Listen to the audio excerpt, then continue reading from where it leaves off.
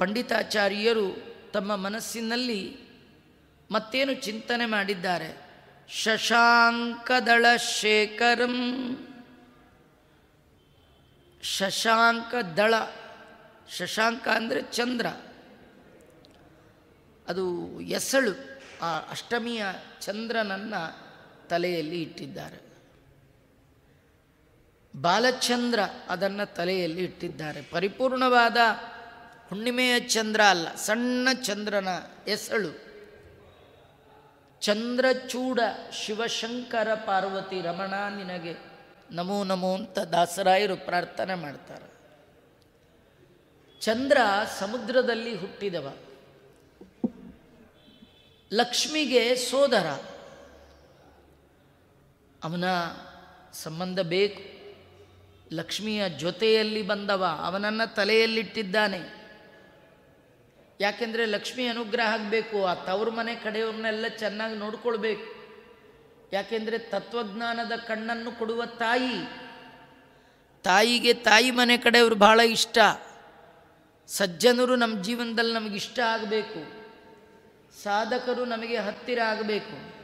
ಸಾಧಕ ಸಜ್ಜನರನ್ನು ತಲೆಯಲ್ಲಿ ಎತ್ತಿ ಗೌರವಿಸಬೇಕು ನಾವು. ಅದನ್ನು ತೋರಿಸ್ತಾ ಚಂದ್ರ ಆ ದಳ ಎಸಳನ್ನು ತಲೆಯಲ್ಲಿ ಇಟ್ಕೊಂಡಿದ್ದಾನೆ. ಹೇಗಿಟ್ಕೊಂಡಿದ್ದಾನೆ? ಶೇಖರ, ಈ ಬಾಸಿಂಗದಂತೆ, ಎದ್ದು ಕಾಣುವ ಬಾಸಿಂಗದಂತೆ ಅದನ್ನು ಇಟ್ಟಿದ್ದಾನೆ. ಅಷ್ಟೇ ಅಲ್ಲ, ಕಪಿಲ ಪುಲ್ಲ ನೇತ್ರತ್ರಯಂ. ಅವನ ಕಣ್ಣುಗಳು ತಿಳಿ ಕೆಂಪು, ಕಣ್ಣಂಚು ಕೆಂಪಿರ್ತಕ್ಕಂಥದ್ದು. ಅಂತಹ 3 ಕಣ್ಣು ರುದ್ರದೇವರದು. ಅವರಿಗೆ ನೆತ್ತಿಯಲ್ಲಿ ಒಂದು ಕಣ್ಣು ಇರ್ತಕ್ಕಂಥದ್ದು, ಹಣೆಯಲ್ಲಿ, ಮತ್ತು 2 ಕಣ್ಣುಗಳು, ಒಟ್ಟು ನೇತ್ರತ್ರಯಂ. 3 ಕಣ್ಣುಗಳುಳ್ಳ ಚಂದ್ರನನ್ನು ಬಾಸಿಂಗದಂತೆ ಧಾರಣೆ ಮಾಡಿದ ಈ ಶಿವ ಯಾವಾಗ ನಂಗೆ ದರ್ಶನ ಕೊಡ್ತಾನೆ? ತರಕ್ಷುವರ ಕೃತ್ತಿಮತ್ ಭುಜಗಭೂಷಣಂ ಭೂತಿಮತ್.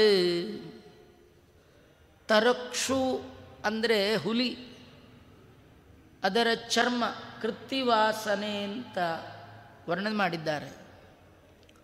ಶಿವನ ಅನೇಕ ನಾಮಗಳಲ್ಲಿ ಒಂದು ಹೆಸರು ದೇವರಿಗೆ ಕೃತ್ತಿವಾಸ. ಹುಲಿಯ ಚರ್ಮವನ್ನು ಧಾರಣೆ ಮಾಡಿದವ. ಅದನ್ನು ತಾನು ಬಳಸಿ ಅದನ್ನೇ ಬಟ್ಟೆಯಂತೆ ಧಾರಣೆ ಮಾಡಿದವ. ಭುಜಗಭೂಷಣಂ. ಭುಜಗ ಅಂದರೆ ಹಾವು, ಅದನ್ನೇ ಭೂಷಣಪ್ರಾಯವಾಗಿ ಧಾರಣೆ ಮಾಡಿದ್ದಾರೆ. ಆಶ್ಚರ್ಯ ಅಂದರೆ ಭಗವಂತನಿಗೆ ಮೊಮ್ಮಗ, ಬ್ರಹ್ಮದೇವರ ಹಿರಿಯ ಮಗ, ಬೇಕಾದಷ್ಟು ಸಂಪತ್ತಿದೆ. ದೇವರ ಮೊಮ್ಮಗ ಅಂದರೆ ಕೇಳಬೇಕಾ? ಆದರೆ ಯಾವುದೇ ವಿಧವಾದ ಆಭರಣ ರುದ್ರದೇವರಿಗೆ ಬೇಡ. ವೈರಾಗ್ಯ ಶಿಖಾಮಣಿಗಳು ಭಗವಂತನ ಆಜ್ಞಾಪಾಲಕರಾಗಿ ವೈರಾಗ್ಯದಿಂದ ಹಾವನ್ನೇ ತಾವು ತಮ್ಮ ಆಭರಣವನ್ನಾಗಿ ಮಾಡ್ಕೊಂಡು ಬಿಟ್ಟಿದ್ದಾರೆ. ಅವರಿಗೆ ಸರ್ಪಭೂಷಣ ಅಂತ ಕರೀತಾ ಇದ್ದಾರೆ. ಕೊರಳಲ್ಲಿ, ಕುತ್ತಿಗೆಯಲ್ಲಿ, 2 ಕೈಗಳಲ್ಲಿ ಹಾವನ್ನೇ ಹಾಕ್ಕೊಂಡಿದ್ದಾರೆ. ಹಾವನ್ನು ಆಭರಣವಾಗಿ ಮಾಡಿಕೊಂಡಿದ್ದಾರೆ ಅಂದರೆ ಆಭರಣಕ್ಕೆ ಅವರ ಹತ್ರ ಬೇರೆ ಏನೂ ಇರಲಿಲ್ವಾ ಅನ್ನೋದ್ರ ಹೇಳ್ತಾರೆ. ಭೂತಿಮತು. ಭೂತಿ ಅಂದರೆ ಸಂಪತ್ತು. ಕೇಳಿದವರಿಗೆ ಕೇಳಿದ ಸಂಪತ್ತನ್ನು ಕೊಡ್ತಾರೆ, ತಾವು ಮಾತ್ರ ಹಾಕ್ಕೊಳ್ಳೋದು. ನಮ್ಮದೆಲ್ಲ ಉಲ್ಟಾ, ನಾವು ಮಾತ್ರ ಹಾಕ್ಕೊಳ್ತೀವಿ, ಕೇಳಿದವ್ರಿಗೆಲ್ಲ ಕೊಡೋಕ್ಕಾಗಲ್ಲ. ರುದ್ರದೇವರಿಗೆ ಒಂದು ಹೆಸರಿದೆ, ಆಶುತೋಷ ಅಂತ. ಬಹಳ ಬೇಗ ವರ ಕೊಡುವ ದೇವತೆ ರುದ್ರದೇವರಂತೆ. ಅದಕ್ಕಾಗಿಯೇ ದೈತ್ಯರು ತಪಸ್ಸು ಮಾಡುವಾಗೆಲ್ಲ ಬಹಳ ಬೇಗ ಅನುಗ್ರಹವನ್ನು ಸಂಪಾದನೆ ಮಾಡಬೇಕು ಅಂತ ಶಿವನಲ್ಲಿ ತಪಸ್ಸು ಮಾಡ್ತಾರೆ, ಶಿವನ ಕುರಿತು ತಪಸ್ಸು ಮಾಡ್ತಾರೆ. ರುದ್ರದೇವರು ಬಹಳ ಬೇಗ ಬಂದು ಕರುಣೆಯಿಂದ ಕೇಳಿದ್ದೆಲ್ಲ ವರ ಕೊಡ್ತಾರೆ. ಕೇಳಿದ್ದೆಲ್ಲ ವರ ಕೊಡುವಂತಹ ಅಷ್ಟೈಶ್ವರ್ಯಗಳಿಂದ ಸಂಪನ್ನನಾದಂತಹ ಶಿವ ಸ್ವಂತಕ್ಕೆ ಯಾವ ಐಶ್ವರ್ಯವೂ ಇಲ್ಲವೇನೋ ಎಂಬಂತೆ ಕೊರಳಲ್ಲಿ ರುಂಡಮಾಲೆಯ ದರನ, ರುದ್ರಾಕ್ಷಿ ಮಾಲೆ, ರುಂಡಮಾಲೆ, ಹರಿವ ಹಾವನ್ನೇ ಪಿಡಿದು ಕುತ್ತಿಗೆಯಲ್ಲಿ ಕೈಯಲ್ಲಿ ಆಭರಣದಂತೆ ಧಾರಣೆ ಮಾಡಿದ್ದಾರೆ. ಭುಜಗಭೂಷಣಂ, ಹಾವನ್ನು ಧಾರಣೆ ಮಾಡಿದ್ದಾರೆ ಅಂದರೆ ಸಂಪತ್ತಿಲ್ಲ ತಿಳಿಬೇಡಿ. ಬೆಳ್ಳಿ ಬೆಟ್ಟದ ಒಡೆಯ ಭೂತಿಮತು, ಸಾಕಷ್ಟು ಸಂಪತ್ತು, ಅದಕ್ಕೆ ಒಡೆಯ ರುದ್ರದೇವರು. ಮತ್ತೆಂಥವರು? ಶಿತಿಕಂಠ. ಶಿತಿಕಂಠ ಅಂದರೆ ನೀಲಕಂಠ, ಕಪ್ಪು ಕೊರಳಿನವ. ಕೊರಳಿನಲ್ಲಿ ಈ ಭಾಗ ಮಾತ್ರ ಕಪ್ಪಿದೆಯಂತೆ. ಅದ್ಯಾಕೆ ಕಪ್ಪು? ಸಮುದ್ರ ಮಥನ ಕಾಲದಲ್ಲಿ ದೇವ ದಾನವರು ಸಮುದ್ರ ಮಥನ ಮಾಡುವ ಸಂದರ್ಭದಲ್ಲಿ ಮೊದಲಿಗೆ ಬಂದದ್ದು ಹಾಲಾಹಲ ವಿಷ. ಯಾರದನ್ನು ಭಕ್ಷಣೆ ಮಾಡಬೇಕು? ಆ ಸಂದರ್ಭದಲ್ಲಿ ರುದ್ರದೇವರು ಹಾಲಾಹಲ ವಿಷವನ್ನು ವಾಯುದೇವರ ಮಹಿಮೆಯನ್ನು ತೋರಿಸುವ ಸಲುವಾಗಿ ಕಿಂಚಿತ್ ಪ್ರಾಶನ ಮಾಡಿದ್ದಾರೆ. ಯದ್ಯಪಿ ವಾಯುದೇವರು ಸಮಗ್ರ ಹಲಾಹಲವನ್ನು ಭಕ್ಷಣೆ ಮಾಡಿದ ಮೇಲೆ ವಾಯುದೇವರು ಕುಡಿಯುವಾಗ ಬೇರೆ ಯಾರಿಗೂ ಕೂಡ ಹಲಾಹಲದ ಮಹಿಮೆ ಗೊತ್ತಿರಲಿಲ್ಲ. ಆದರೆ ಎಲ್ಲ ಓಡಿದ್ದಾರೆ. ಅದನ್ನು ತಡೆಯುವ ಶಕ್ತಿಯಾಗಲಿ ಧಾರಣೆ ಮಾಡುವ ಶಕ್ತಿ ಯಾರಿಗೂ ಇಲ್ಲ. ಅದು ಎಷ್ಟು ಭಯಂಕರ! ವಾಯುದೇವರು ಬಿಟ್ಟರೆ ಮತ್ತಾರಿಗೂ ಕೂಡ ಈ ಹಾಲಾಹಲ ಭಕ್ಷಣ ಆಗೋಲ್ಲ. ಈ ಮೂಲಕವಾಗಿ ವಾಯುದೇವರು ಜೀವರಿಗೆ ಮಾಡಿದ ಉಪಕಾರವನ್ನು ತಿಳಿಸಿಕೊಡಬೇಕು ಅಂತ ಹೇಳಿ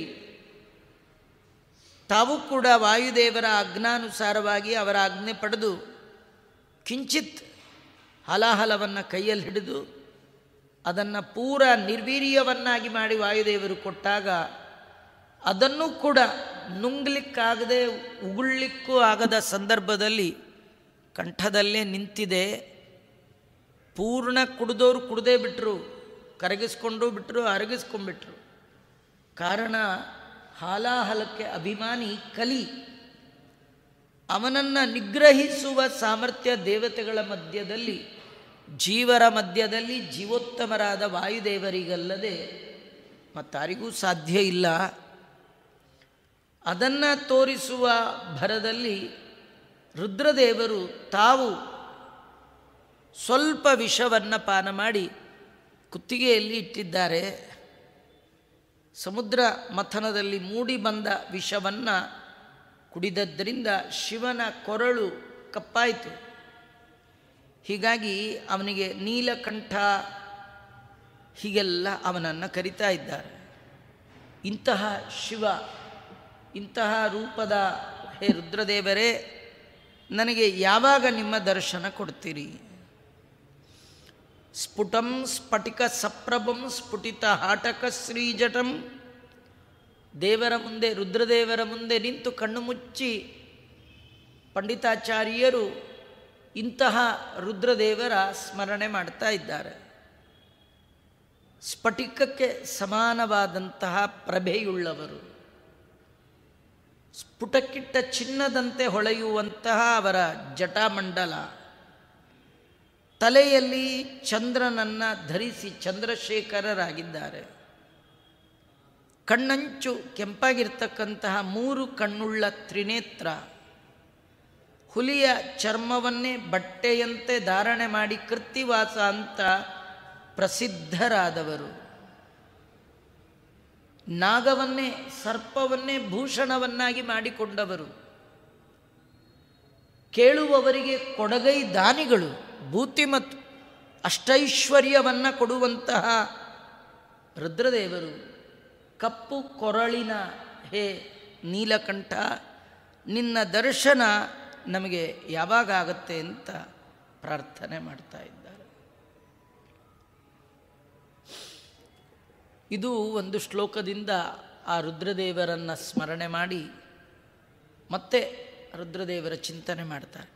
ತ್ರಿಲೋಚನ ವಿಲೋಚನೆ ಲಸತಿ ತೇ ಲಲಾಮಾಯಿತೆ ಸ್ಮರೋ ನಿಯಮಃ ಸ್ಮರೋ ನಿಯಮಿನಾಂ ಅಭೂತ್ ಭಸ್ಮಸಾತ್ ಸ್ವಭಕ್ತಿಲತಯಾ ವಶೀಕೃತವತಿ ಸತೀಯಂ ಸತಿ ಸ್ವಭಕ್ತಿವಶತೋ ಭವಾನಪಿ ವಶಿ ಪ್ರಸೀದ ಪ್ರಭೋ.